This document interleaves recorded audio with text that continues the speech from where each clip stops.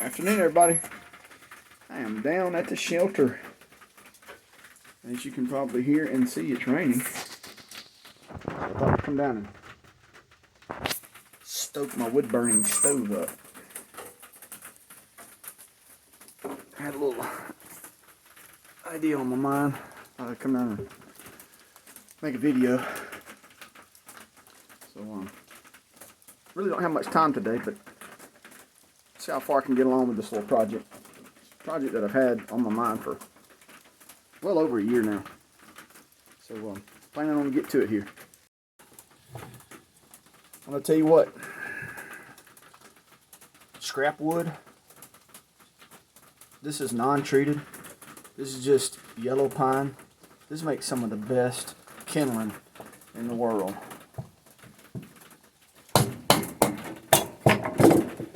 This will burn for a rainy day. This stuff is perfect.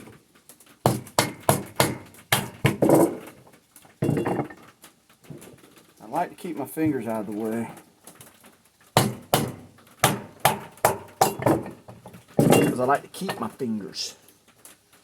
And you have to be careful if you're splitting wood like this. Really get it started and move your fingers out of the way, and then just let the tool do the work. See, just kind of get it started. I'm gonna tell you what, I like watching that series Alone. And one of them, there was a lady, she was doing real good. I think they were on Vancouver Island, and she was up one morning, she was splitting some kindling, and she had an axe that you could tell was razor sharp, because she could just pretty much go and it would go through. And she missed and hit her hand right there.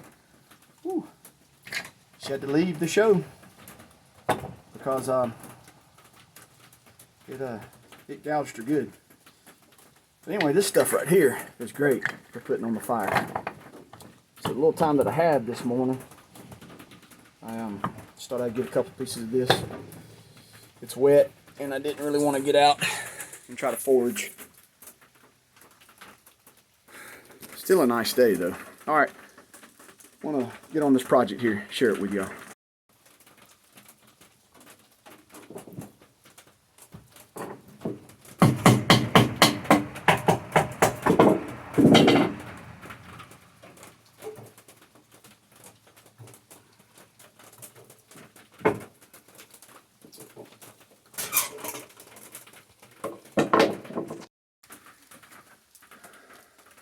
Back to my magical piece of maple. I'm going to try to carve something out of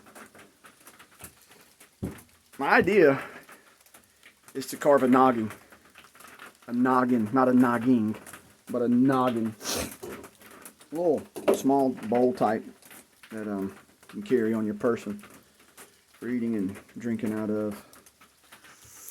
And I made one before. Of course, I'm not the greatest woodworking artist in the world, but I wanted to make another one, and I think this piece of wood will work nicely. If anything, I'll come out with maybe a good spoon or something. But real quick, I want to talk about a knife. And I came across this knife. I've had this knife for years, and today I'm carrying it. Check it out. This is the Creed. And it is by, I forget who it's by. Man, my mind gets, who is this by? I don't remember. There used to be I can tell you they used to make these knives in Washington State. And, oh yeah, I know, it's SOG. I think this knife here is made in Japan. They went out of country some years ago. Knives are more affordable. Check that knife out. Big, beefy knife. Carried it with me on a few occasions. Man, this knife is very nice. Thought I'd share that with y'all. I'd forgotten I had that knife, and today I was going through an old drawer, and lo and behold, the Creed was laying there looking at me, talking to me. So I brought her out, and I've been carrying her around today. Feels good to have her. Alright, so back to my project. I'm going to try to sit here and explain what I'm going to do here as I go along with this. Not planning on getting too far today, I just want to get started with it. Alright, so my plan is I've got to remove some of this material. I'm going to use my machete and making some of my stop cuts. I'm going to have my Boca saw, the Laplander. Great saw to carry. I've been carrying this one for 2 or 3 years now. It's held off nicely, steel cuts, still real sharp.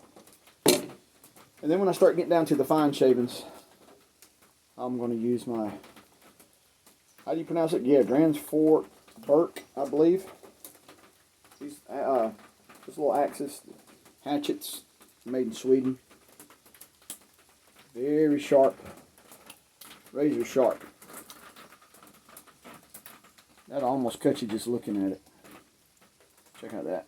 This is their carving axe, and I believe the bevel is just a regular bevel, so you can cut right-handed or left-handed.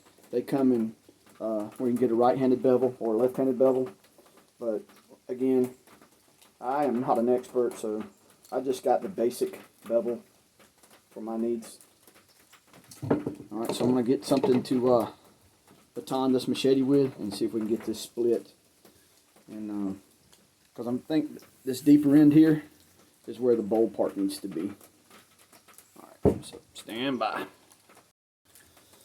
Alright, got my first split. Wasn't too bad. This kind of has a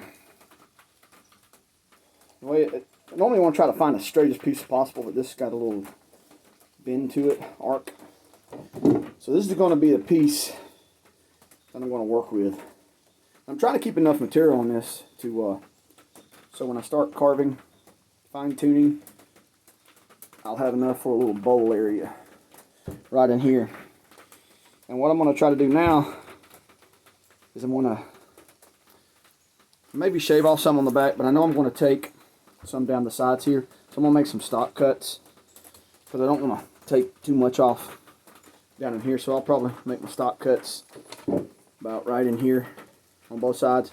And the stop cut is basically when you're driving another blade down and it hits that cut, it stops at that area instead of continuing on through the wood. I believe this is going to work nicely. I took my saw and I made my stop cuts. So now when I go to split the wood, the idea is that it hits that and it'll stop. And this always worked for me in the past. I'm sure it'll work now.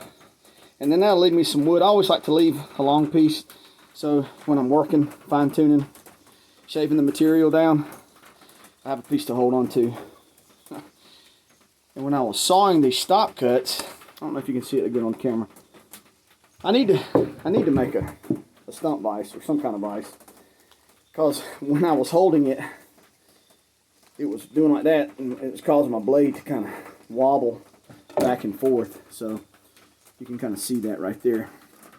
Alright, so now I'm going to remove this material down here, and I should have a handle about yay long, yay wide.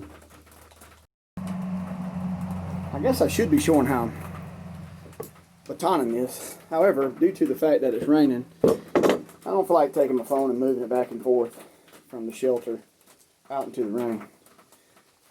Made my stop cuts. Then I split down, boom, and boom. Now my piece is looking like this. So, as I start working, I'm going to clean this up. And what I'll do is I'll take the axe, the hatchet, and I'll just start skinning it off here, real fine like. And just clean that off and work that down. But due to my time that I have during the middle of the day, I'm going to have to stop right here on this project. But this is very relaxing to do. And as I'm working, my mind is kind of going, what's it going to turn out to be like? May wind up just to be a spoon or a ladle. I'm hoping for a noggin or as I think the Scandinavian word, I'm not really sure, but Cusco is what the main word is that I've heard. But it's basically 18th century term, I know, is noggin. So I'm hoping that I'll be able to work it. I'll take a can, and I'll where my bolt's going to be, I'll sit it here and then draw it out. But my next, when I get back on this, is to smooth this roughness out. And that'll take a little time and just paying attention to what I'm doing. I hope you guys enjoyed this video. Little getting started on this Cusco here. And I actually have some material from where I've been taking this wood down, these pieces and all, as they come off, to make spoons. Some kind of little implement. Carving things. This is practice material. And I'm going to tell you something else that's great material. This scrap wood that I got from a job site is great for carving. You can make some nice things out of it. Alright guys, this beautiful day, I've actually broke out in a sweat. Yeah, get down here and get to working. Let's see what the temperature is today. It is below 50. Look like we have about 48 degrees up there on the thermometer. 48 degrees Fahrenheit. Oh yeah, real quickly, I want to talk about a couple of books. I had this book some years ago. These Peterson Field Guides are excellent books to learn from. Animal Tracks, I've been going back through this book. Just reacquaint myself with prints of all sorts of animals. Even animals that I'm not familiar with. In case I ever get in their region, know what I'm looking at. Great book right here. Bushcraft 101 by Canterbury. One of my mentors. Really enjoy his stuff that he puts out there on YouTube. And I've learned quite a bit from him. Of course, he has expanded his knowledge from Horse Kephart and I believe it's General Townsend and Nesmuk. I believe both of those men were military at one time, turn of the century into the early 20th century, which is a lot of, the term bushcraft actually comes from, I believe, Australia. The bush, we call it the woods around here. Y'all going down to the woods? Yeah, I'm gonna be in the woods this weekend. Hopefully I'll get me a deer. That's how you talk about them around here. Hope to make some more videos here soon about this, and then we're gonna have a finished project down the road.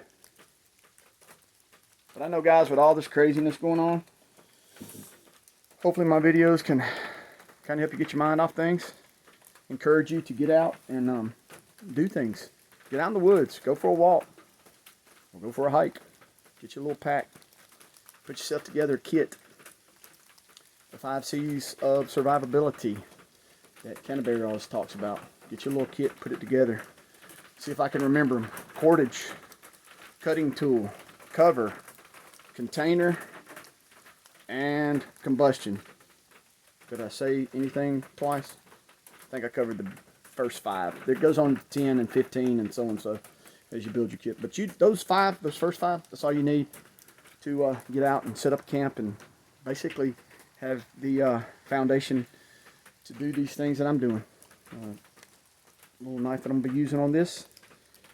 One of my favorites. This is the Mora, I believe it's Edoris is the name of this knife. Great little tool. Sharp as a razor. And this is the way it can hold it. Great for carving, fine-tuning things. All right, everybody. I hope y'all have a wonderful week. Christmas holidays are coming up. Merry Christmas. I hope everyone knows the true meaning of Christmas. The meaning of Christmas to me is celebrating the birth of my Savior, Jesus Christ.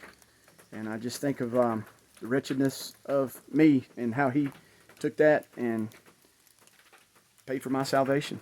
And I just hope and pray that if you don't believe, maybe you'll check it out. Get into the book of Luke. Get you a Bible. Look into it. Read it. And start praying. Ask God for guidance. He'll give you the guidance, and He'll lead you on the right path.